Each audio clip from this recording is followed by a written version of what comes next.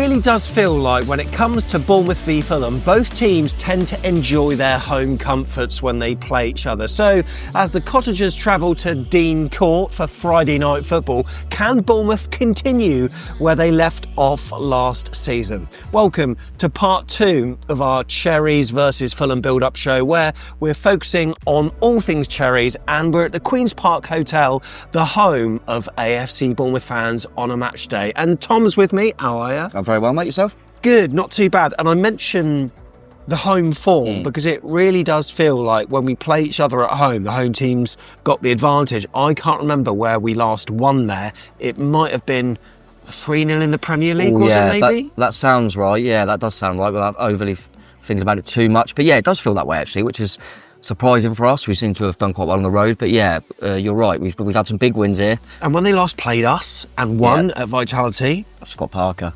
Maybe? I remember it. It was Scott Parker, 1-0 Mitrovic. I'm sure it was. But yeah, we seem to have a decent record at home, which is good. And yeah, like I say, I feel like we've had some big wins here. I always remember that Tavernier goal when he came off the bench. That was a key moment. But it's always a good game. It's always quite a tight affair. It's always a good game, and look, we're going to be getting into the nuts and bolts of it. But before that, we've got a lot to cover. So here's what's coming up.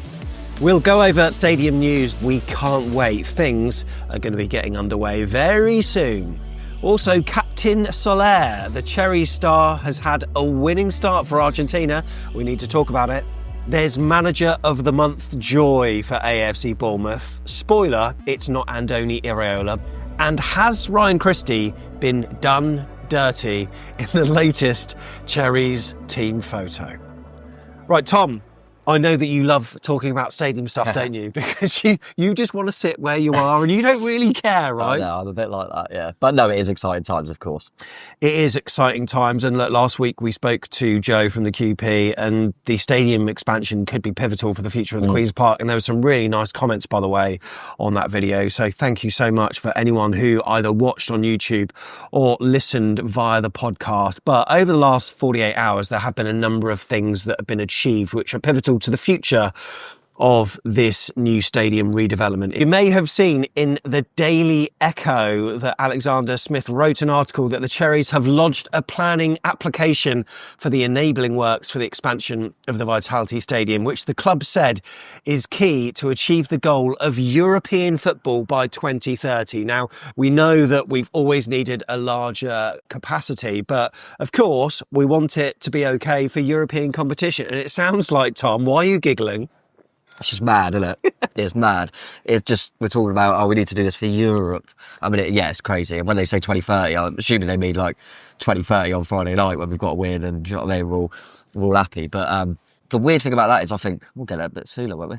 Well, maybe we will, but it's got to be UEFA compliant, of course, the stadium. So it's very positive news. You may have also seen that there's been an agreement between the club and the council with regard to the extra land as well. You're seeing the details of that on screen on YouTube in terms of the footprint. Now, one of the key snippets that AFCB Rob plucked out, courtesy of Seth Hemingway on Twitter. Obviously, these pictures and images and all that kind of stuff, it's downloadable from the Bournemouth Council website. I think they're on the Echo as well. There's also a YouTube meeting as well. I would hate to be sat in one of those meetings, by the way.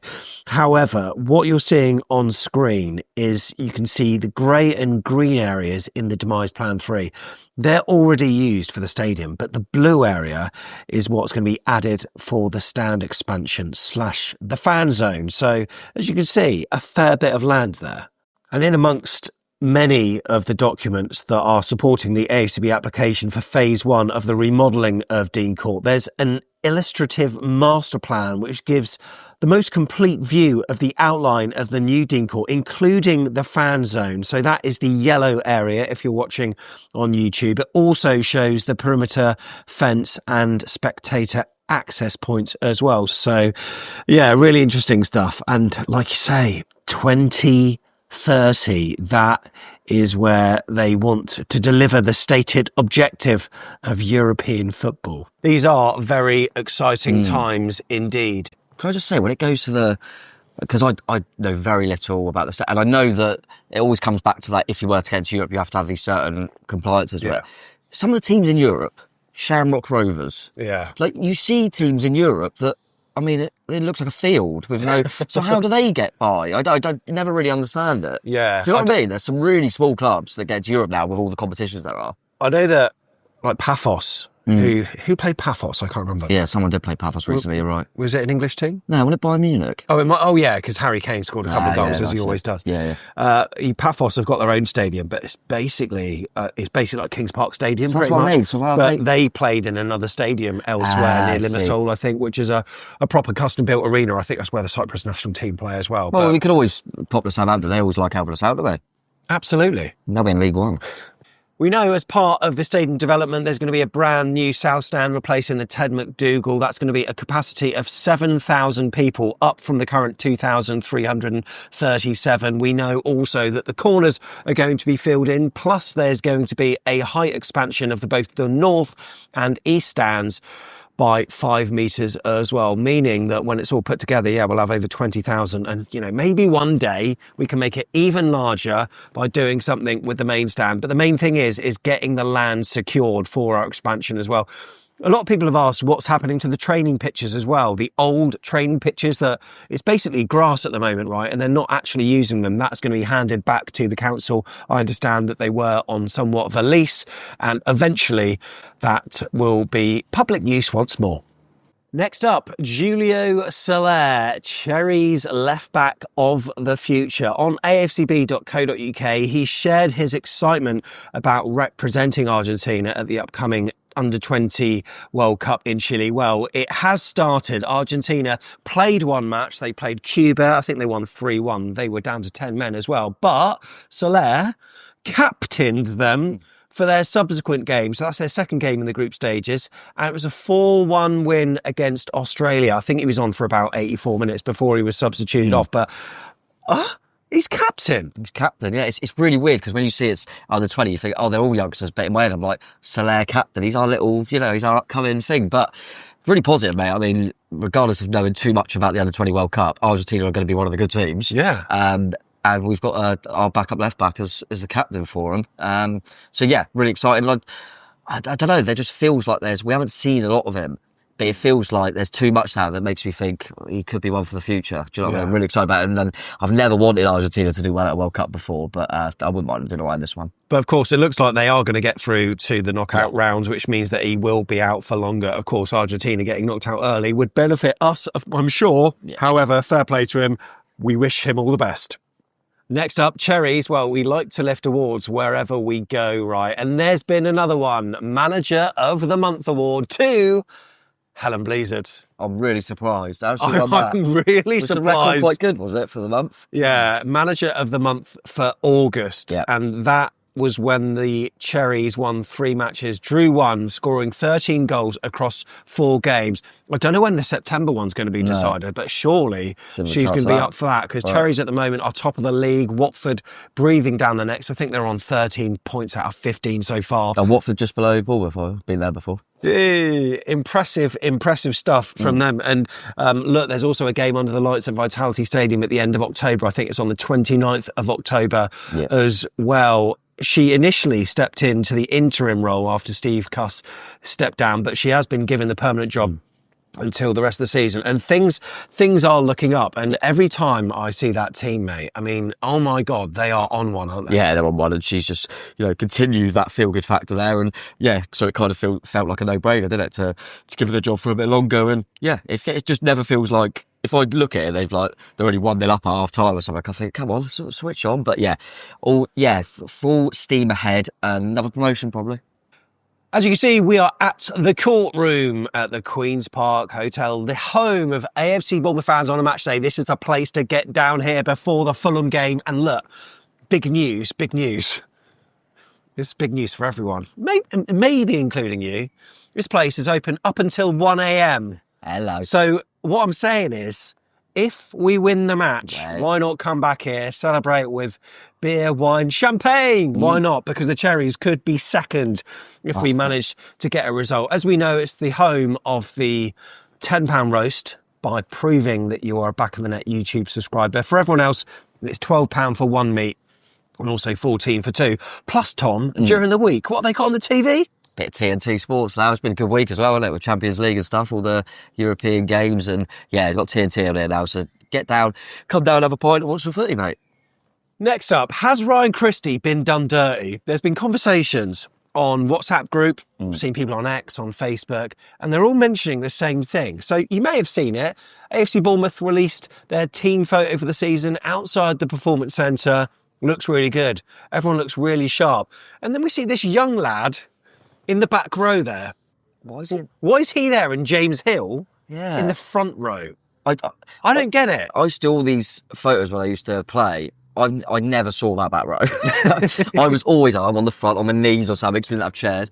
But yeah, it does seem really bizarre that he's at the back there, doesn't it? Julio Soler is also there as well. But has Ryan been done dirty there? Because it seems to be that he looks out a little bit out of place in that position. He doesn't look overly happy about it either. No, he doesn't. I reckon he was still running around, so they just got him in like, oh, Ryan, come on, stop running. But it's nice to see a photo and not see Graham Potter's face on all of the players, to be fair. Yeah. But, they look sharp. They look good in the kit. I quite like the staff kind of what would you call it? Like the training tops. Yeah, I quite like them ones. Yeah, I do like the kind of purpley kind of vibe there. I quite like them. Right then, so as Fulham travel to Bournemouth, we need to build up to the big game, and I'm going to throw a little bit of stats at you. Bournemouth, of course, we've just lost 2 of the last 16 league meetings with Fulham. That's winning 8 of them and drawing 6. And just one of their last 8 as well. And that was a 3-1 in February. That was at their place, wasn't it? Was that when James Hill scored a goal that wasn't to be? Was that game? That was the 2-2. Oh, was that the 2-2? Yeah, the 3-1 was a difficult game. I feel like, I want to say like Lewis Cook or someone like slipped in the box. Oh yeah, he did. Do you remember that sort of game? Yeah. I remember we were in a bit of a sticky spell then, but apart from that, we have a blooming good record, haven't we? Now Fulham scored first, but lost 3-1 away at Aston Villa last time out. The Cottagers have now lost 4 of their last 7 league games when scoring the opener. So what we're saying is, if they take the lead, it doesn't even matter.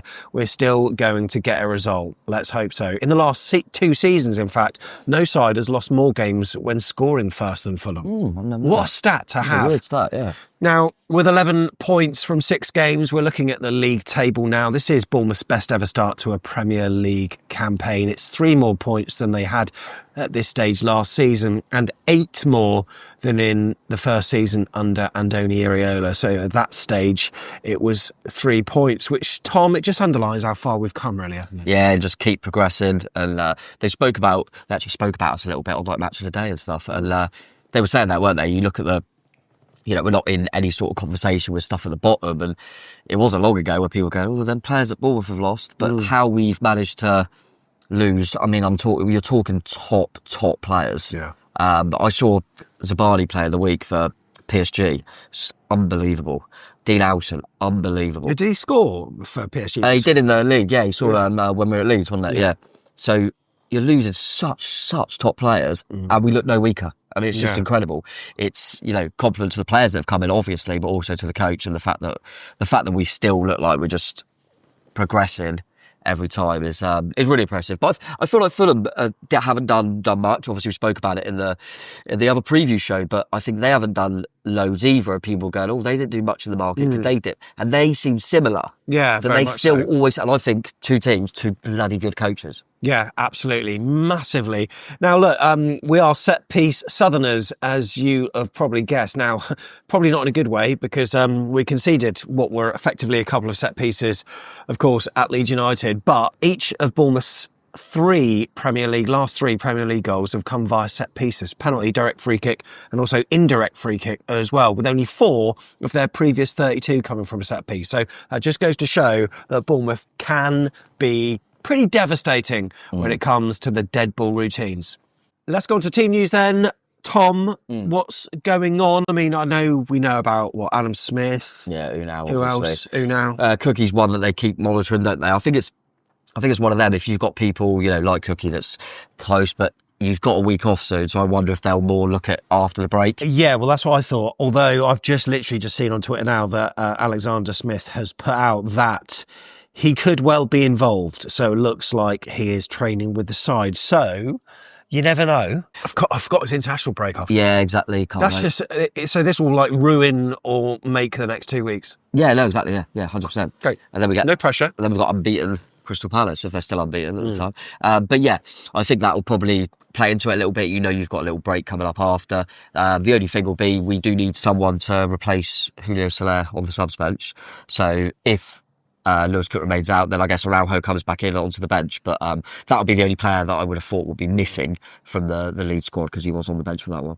One of the key players that we obviously want to remain injury-free is Antoine Semenyo, who has scored 8 of Bournemouth's last 15 Premier League goals. Huge reliance on him. Really, I want the name Evan Nilsson to be said. I know what you mean. I think it's... rather than Antoine. Yeah, we had a bit of this last season with Kluivert. Yeah. For a long spell. I guarantee, I know what you're saying. I would rather, if you say we beat Fulham 1-0, who do you want to score the goal? I'd say Evan Nilsson because he's our striker. You want him to score.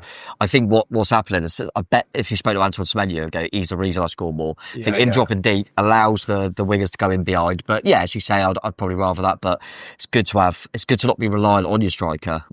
We're still waiting for people like Kluivert to start picking up some goals because you feel like he will. So. Yeah, because he was double figures last season, wasn't he? Yeah, brilliant. Well, since the start of April, Semenyo has only come behind Erling Haaland and Jared Bowen for goals scored in the Premier League. So, not bad. Yeah, not bad. Looking forward to seeing him in action again. Front three. Bowen, Haaland, Semenyo. What a front three that. Devastating. Let's do teams then. Come on. All right, Tom, then we got 4-2-3-1 in front of us. What's going down then? What are you ready for? Yeah, I'm going to make a change, but not... It's a difficult one because I think obviously we rotated a little bit at Leeds and obviously got a decent result in the end, but probably one of our weaker performances of the season. I think credit to Leeds, obviously, they've done well. And it was quite a physical game. So it'll be interesting how people have come out of it. But obviously, who I thought was the man of the match on the day, Petrovic, will be in goal. I'm going to stick with him as a right back. I think that's one you can rotate, obviously, but I think he's done all right. It's just them yellow cards, isn't it? Yeah, just don't get another one. And I think it's good for him to keep playing and getting used to it. And then Diakite and Talesi for sure, and Troffer at left back. I'm going to keep Adams and Christie. I'm going to keep Christie in there. No fault of Scott's at all. I just think it'll be good now for Christie to get that sharpness back. I think he'll start again. Semenyo will obviously play on one side. I'm going to bring Tav back in for Kluivert, and I'm going to bring Brooksy in for Adley. I thought Brooksy looked really good when he come on. I'm just going to whack Tav in there. I think he'll like having Kluivert as an option, but just to solidify it a little bit, and obviously Evan Nilsson leading the line. I was on a Fulhamish preview. It's funny when you say that because it feels like, I won quite Fulham. It was Fulhamish. Well, maybe. That's one of my favourite names for one of the fan channels, actually. Yeah. And obviously, Sally's top guy as well. And I spoke to Elizabeth, and they do this thing. 100 to 1 is their little feature they do at the end of their preview. Rather than do the boring thing and ask for a score prediction, they ask for something an outlandish prediction of something that could happen during the game. I went for, I think, one of the keepers. I said probably the keeper of the winning side will get done with that 8-second rule and will concede a corner. Oh, I like that. I mean, I was going to go really rogue and talking about some kind of something like really like incident in the crowd, or something. But that's not a bad one actually, because it doesn't feel like it's happened loads. No. I think Dubravka had it, but it feels like especially if you're leading by the odd goal. And I would, if you offer me it now, I'd take that happening with Petrovic because that will mean we're winning. Hers was there will be a controversial VAR decision and one of the teams will go down to 10 men, but that's not a shock, is it? Well, the controversial VAR decision is the most banker. That is, I want to do one now, though. Yeah, we'll have to have a think. Yeah, I'm going to have a little think about that, because I quite like that, though. They do that on every one. Yeah, they do it on every one. Excellent stuff. Yeah. What's your score prediction then for this one? Not that it matters. No. You can't control the game. What you say doesn't matter. What I say doesn't matter. By the way, I know my results, so I'll give you time to think. A 2-1 win to Bournemouth. It's going to be a slim victory. Okay. Slim. Very slim. Home advantage, basically. I was probably going to... Yeah, I'll go 1-0 then. I'll go 1-0, Chez. So I just do like a random goal scorer to see if I'm right. Diakite header. There you go. There you go. Let us know what you think in the comments below. We cannot wait for the game. If you go in, say hello. Come on fan cams. We'd really love to see your faces on it. Oh yeah, you can do a couple of things, right? Oh yeah, make sure you click the bell so when you know when the videos are out. Click the like button because you like us so much. And then the subscribe button is the most important. Thank you. If you've been listening to the pod, you beautiful people, we'll have our match review out after the game, of course. You Reds. Up, Chez. I really want to do a 100 to 1 thing now. Oh, you should have done like... I'll go down on 39. Right? Something happens in 38 minutes.